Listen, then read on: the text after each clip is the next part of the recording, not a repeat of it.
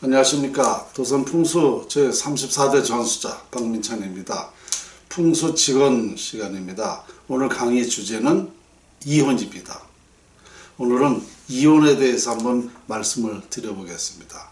요즘에 이혼하신 분들이 참 많습니다. 제 주변에도 아주 많이 있어요. 그런데 제가 볼 때는 약 30%가 넘을 것 같아요. 한 40%가량 되지 않을까 이런 생각을 좀 드는데요. 이 이혼이라는 것은 상당히 심각한 문제입니다. 우리가 너무 요즘에는 쉽게 이혼들 하는데요. 그 이혼으로 인해서 여러 가지 발생되는 것은 내 개인의 인생뿐만 아니라 사회에, 국가에 미치는 영향이 아주 많습니다. 그리고 내가 낳은 자식한테도 문제가 참 많죠. 이것은 여러 가지로 볼 때 이혼은 지금 이 시점에서 우리가 한번 짚어보고 생각해서 또 어떻게 하면 이혼율을 줄일 수 있고 또 좋은 결혼 생활을 유지할 수 있을까라는 말씀을 좀 드리면서 풍수연구는 이제 바로 운명연구 아닙니까? 운명연구가로서 한번 좀 이렇게 잘못된 부분 또 어떻게 하면 좀 이혼율을 줄이고 행복하게 살 수 있는 방법이 무엇이 있을까 해서 한번 말씀을 드려보겠습니다. 사실 이혼으로 인해서 인생은 실패작입니다. 당분간은 잘 모르겠죠. 그러나 이제 몇 년 이혼하고 몇 년 지나게 되면 이제 후회를 하게 되고요. 그리고 이혼을 해서 또 다른 사람과 만나서 결혼을 하는 경우가 많죠. 그러나 이혼을 해서 결혼을 해도 80%는 잘 만나는 경우가 없습니다. 여러 가지를 감안해 봤을 때에 이혼을 안 하는 것이 훨씬 유리합니다. 왜냐면요, 그 사람의 운명이 그렇게 되어 있는 사람은 결혼을 해도 또 좋은 사람 만나기가 어렵습니다. 사실상 80%는 또 실패를 합니다. 그래서 한 번 실패가 또 두 번 이어지게 되면 그 사람은 여러 가지로 삶의 의욕을 잃게 되죠. 의욕만 잃는 게 아니라 또 우리 둘 사이에 태어난 아이들은 결혼 과정에서 상당히 나쁜 영향을 받고 자라게 되죠. 결혼 과정에서 생기는 아이들이 문제가 많지 않습니까? 그런 걸 보더라도 내 자손을 위해서라도 이혼은 가능한 한 안 하는 것이 좋다. 그리고 이게 사회적으로 미치는 영향은 또 어떻습니까? 사회적으로도요, 악영향을 미치는 거죠. 그러니까 내가 이혼을 했음으로써 사회적으로 나라에도 많은 지장을 주게 되죠. 그래서 이것은 여러 가지로 보았을 때에 아주 이혼 하나가 간단한 것 같지만 아주 불리한 것이다. 내 인생부터 국가에까지 미치는 영향이 아주 많기 때문에 여러 가지 불리하다. 그래서 저는 그러면 이혼을 줄이고 결혼 생활을 원만히 잘 진행할 수 있는 방법이 무엇인가? 저는 아까도 말씀드린 대로 운명이라는 것은요, 반드시 있습니다. 미래가 다 정해져 있어요. 그러니까 운명을 보고 결혼을 해야 된다. 쉽게 말씀드려서 궁합을 보고 해야 된다는 것입니다. 이 궁합이라는 게 어렵지 않습니다. 쉽게 말씀드리면은 사람이 태어나면은 이 오행 중에 한 가지를 가지고 태어납니다. 오행, 그러니까 목화, 금수, 토 아닙니까? 이 오행이라는 것은 이 지구상의 모든 만물의 원리가 되는데요. 이 사람이 태어날 때는 음양 오행에 의해서 태어나거든요. 그러니까 반드시 이 5가지 중에 한 가지 특징을 가지고 태어난다는 것입니다. 그래서 만일 수로 태어난 사람은 2가지가 좋아요. 수로 태어난 사람은 목이 좋고 금이 좋습니다. 그래서 이렇게 수로 태어난 사람이 목이나 금을 만나게 되면 궁합이 아주 좋은 것입니다. 쉽게 말씀드려서 또 금으로 태어난 사람은 수가 좋고 토가 좋습니다. 또 목으로 태어난 사람은 수가 물이 좋고 또 불이 좋습니다. 또 토로 태어난 사람은 금이 좋고 금이 좋고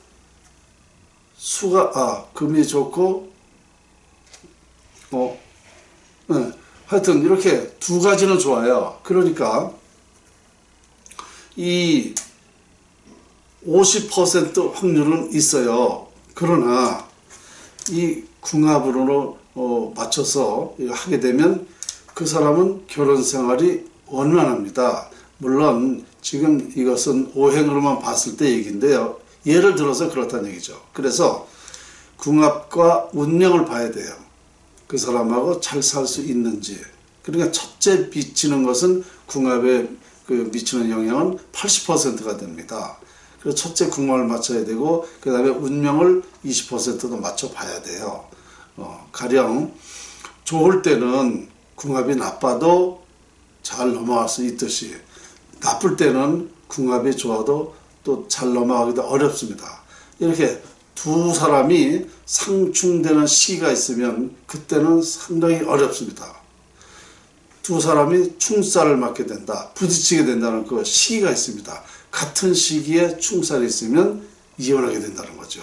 그래서 궁합도 봐야 되고 운명을 보게 되면 이게 상당히 삶의 질도 높아지고 또 그 집에 화목하게 되고 하는 일도 잘 되게 되고 그러니까 여러 가지로 살아가는 모습이 유리해지는 거죠. 그래서 꼭 궁합을 보고 결혼해야 된다는 것이 운명 연구가로서 조언입니다. 제 주변에도요, 이혼한 사람들, 그러니까 다시 재결합하려고 궁합 보러 오는 사람들 있지 않습니까? 이런 사람들 풀어보면은 다시 또 새로 만나는 사람도 역시 좋은 사람을 거의 못 만납니다. 그 80%는 그래요. 그러니까 웬만하면 참고 살아야 된다는 거죠. 그래서 옛날에는 그나마 이렇게 어른들이, 부모님들이 뭐 대충이라도 띠라도 맞춰서 이렇게 궁합을 보고 했기 때문에 이혼율이 좀 적었죠. 물론 첫째는 여성들이 많이 참았죠. 그 어머니들이 그 옛날에는 무조건 참았습니다. 어떤 일이 있어도 친정 부모가 시집 보낼 때는 너는 그 집 귀신이 되는 거다. 이제 그 집의 자식이다. 이제 이 친정 쪽으로는 볼 생각하지 말아라. 어떤 일이 있어도 그 집에서 살아야 된다. 이렇게 아주 단단히 일러버린단 말입니다. 저희 부모님도 그러셨어요. 그러다 보니까 의뢰의 여성들은 결혼하면 이젠 그 집에서 아주 인생을 마치는 거로다가 이렇게 생각을 하고 가니까 거기서 참게 되는 거예요. 부모님들이 그렇게 일러보내고 그 시대에는 모두가 그렇게 살았으니까 그게 제대로 그렇게 맞는 건 줄 알고 여성들이 일방적으로 참았단 말입니다. 그래서 이혼율이 적었죠. 근데 그 증거가 뭐냐? 지금 이제 그분들이 70, 80 이렇게 돼 보니까 지금은 사회하고는 너무 다르니까 이제 황혼 이혼들을 해요. 옛날에는 내가 참고 살았지만 이제 늙어서 넌 안 참겠다. 그리고 그 연세 많으신 분들도 황혼 이혼을 안 참는다는 거죠. 그러니까 옛날에는 그만큼 참았기 때문에 이혼율이 적었고 그 어머니들이 많이 그러니까 희생을 한 거죠. 그래서 우리 자손들도 그 덕에 부모님 밑에서 또 잘 자랄 수 있었고 교육도 잘 받고 말입니다. 그래서 우리 사회가 이만큼 많이 그래도 발전한 겁니다. 그런데 요즘에는 참지를 않는단 말입니다. 조금만 불편하면, 조금만 불만 있으면 그냥 이혼을 해버려요. 너무 쉽게 이혼을 하거든요. 근데 아까 말씀드린 대로 그렇게 이혼을 해서 자기 앞날이 더 좋아진다 그러면 그건 잘한 거죠. 잘했다고 볼 수 있어요. 그런데 그렇지 않다는 것입니다. 그러니까 그 순간을 못 넘기고 참지를 못하고 그냥 감정적으로 이혼을 하면 결론적으로 많은 후회를 하게 되죠. 근데 그것이 당분간은 몰라요. 이제 몇 년 지나고 10년 지나고 20년 지나고 아주 많은 후회를 해. 제 주변에서도 이런 분이 있어요. 혼자 살다 보니까 젊었을 땐 모르겠는데 이제 나이 먹다 보니까 너무 외롭다는 거예요. 응? 고독하다는 거죠.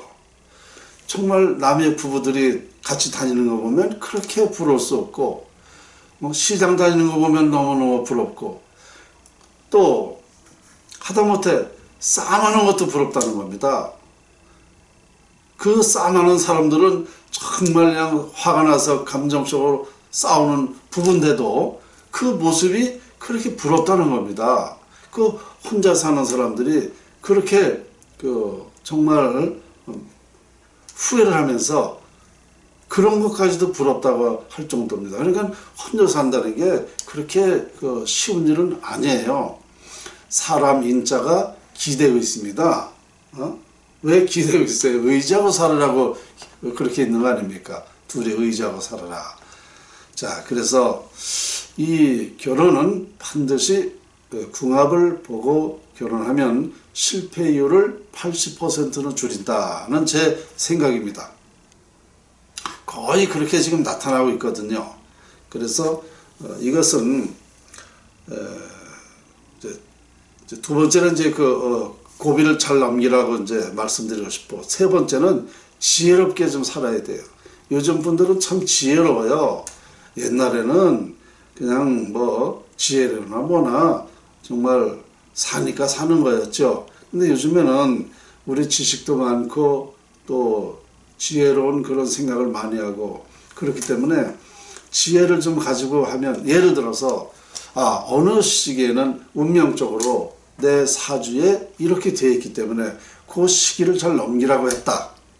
그러니까 잘 보는 이 역학, 명리학을 보고 운명을 보고 어느 시기에는 어떤 일을, 어떤 사업을, 장사를 하면은 잘 된다고 그랬다.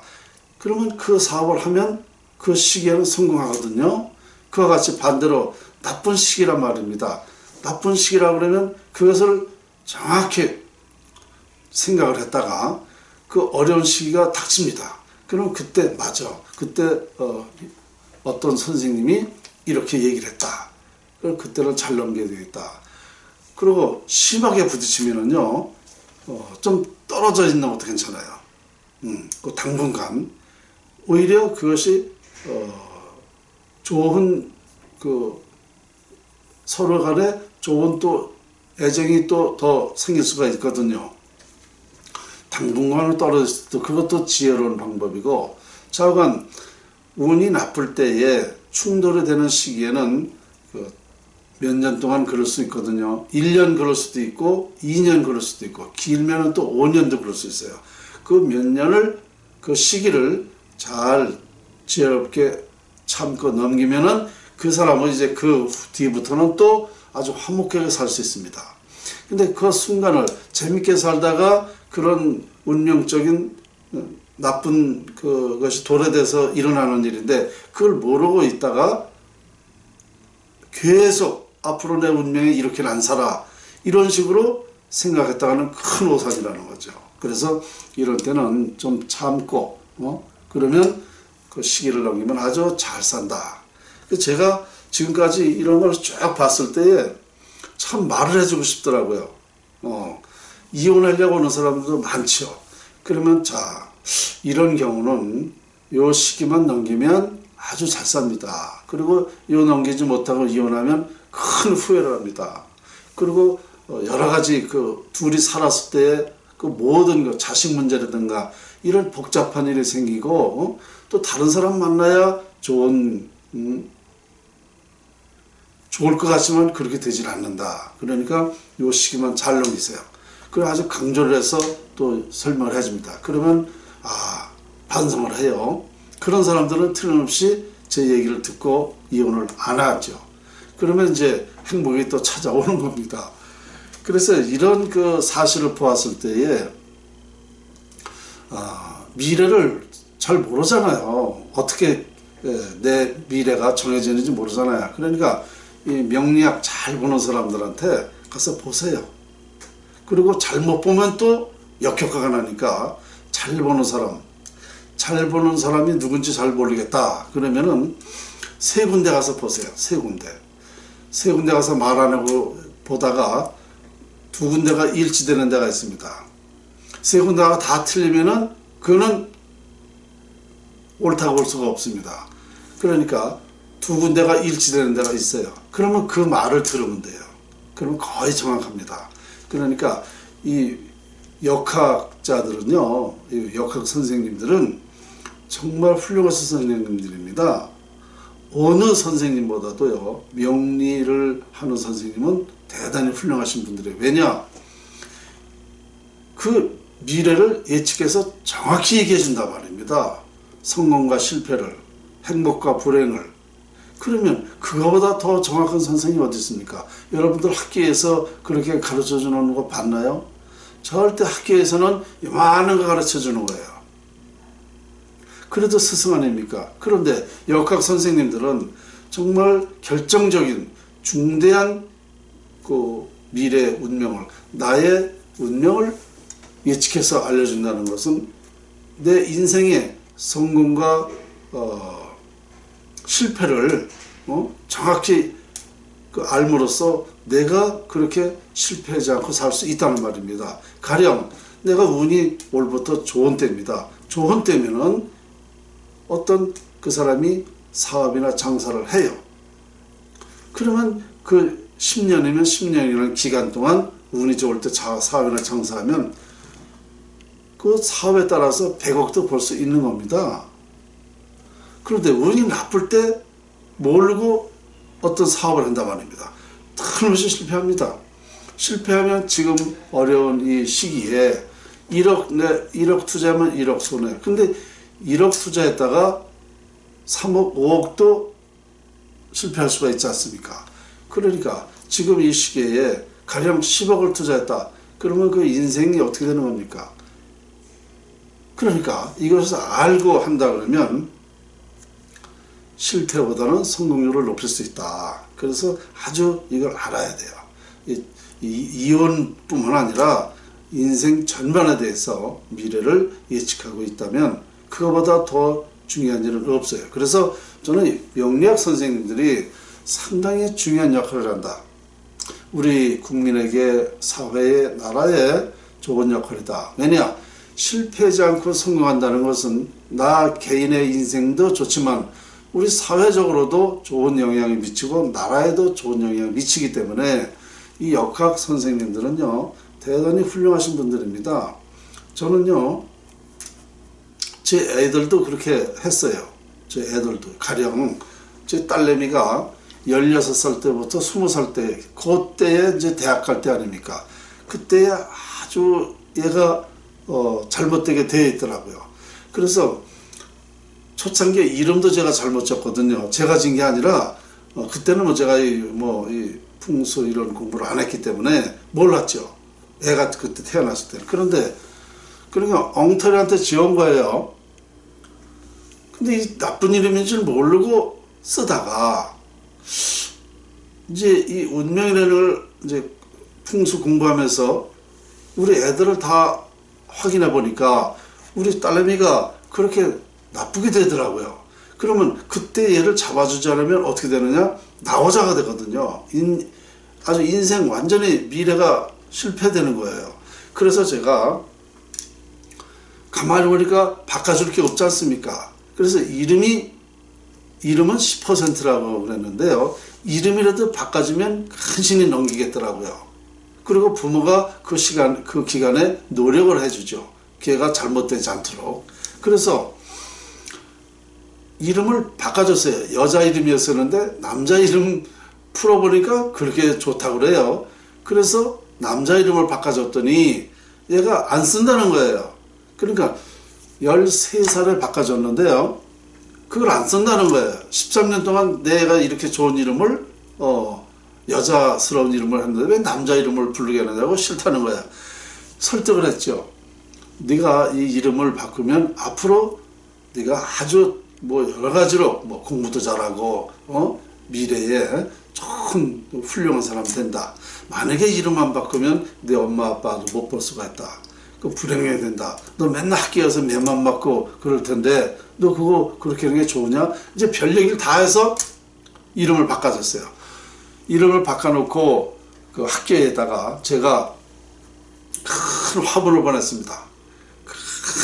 아주 그냥 큰 화분을 써서 축, 계명, 그리고 아무개 이렇게 해가지고 리본에다 해가지고 학교에다 보냈습니다. 그리고 선생님한테 전화를 했죠. 우리 애가 이름을 이렇게 법적으로 다 바꿨으니 개명을 했으니 앞으로 이 이름을 쓰게 좀 애들한테 얘기 좀 해주세요. 그래가지고 선생님이 저 화분도 갖다 놨으니까 잠깐 그 소개를 한 거예요.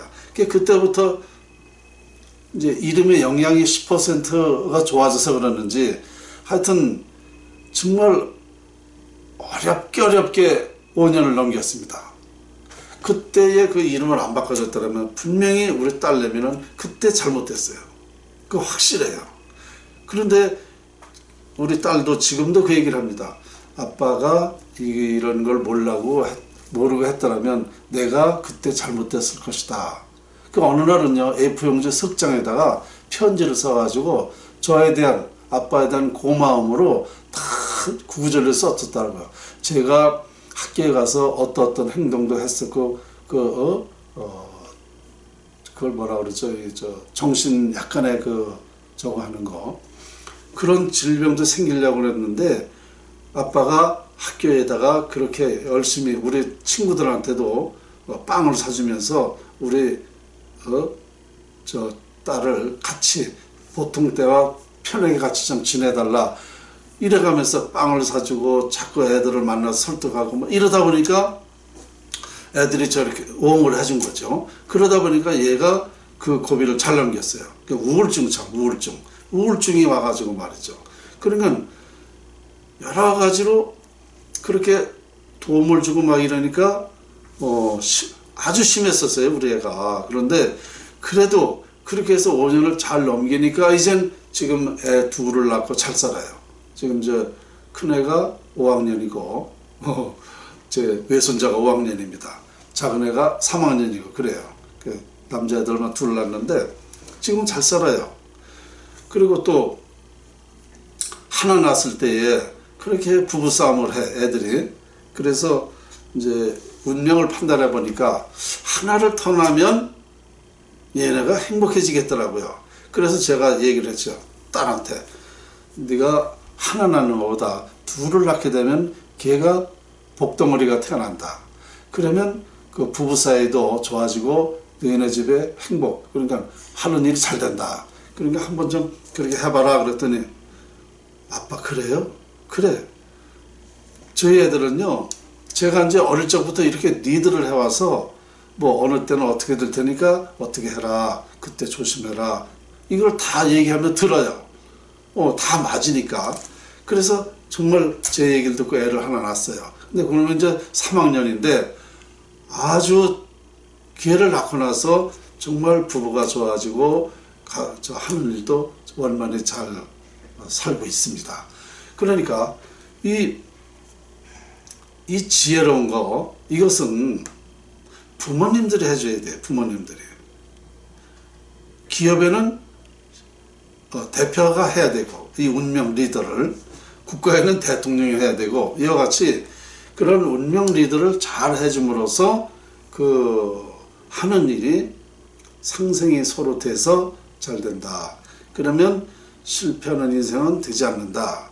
저는 아주 이 운명 연구가지만 지금까지 이렇게 운명이라는 것 단어가 왜 있습니까?